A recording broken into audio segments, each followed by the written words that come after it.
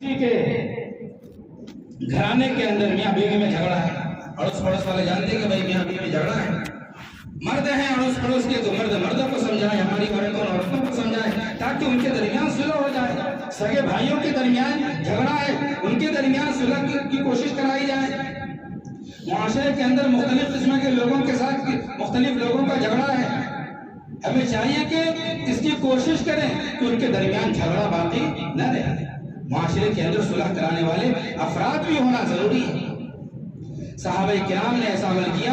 खुद अल्लाह के रसूल सल्लल्लाहु अलैहि वसल्लम ने सुलह कराने की अहमियत भी बयान फरमाई और सुलह कराया भी।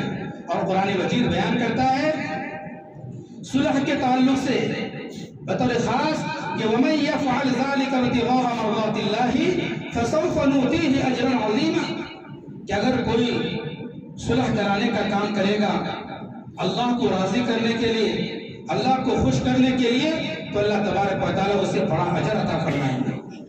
बड़े अजर अजीम से अल्लाह तबारक व तआला क्या करेंगे, उसको नवाजेंगे। ये बहुत बड़ी नेकी है आपस में सुलह कराने की।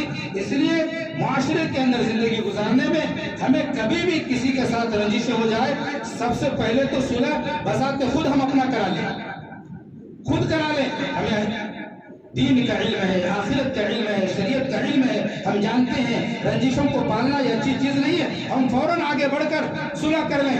हम ये इंतजार न करें कि वो आकर हमारे सामने झुकेगा, वो सुलह करे, हम क्यों झुकने वाले नहीं। वहां झुक जाएं, और झुक जाना दुनिया के अंदर, पहल कर लेना दुनिया के अंदर, ये उससे भी ज्यादा नेकी है जो पहले नहीं झुक रहा है। जो पहले झुक रहा है उसके लिए बड़ा अजर है, जो पहले नहीं झुक रहा उसके लिए उतना बड़ा अजर नहीं है। इसलिए इसके अंदर पहल करनी चाहिए कि माफी तलाफी खुद करा लें, रंजिशों को आपस में खूब खत्म कर लें।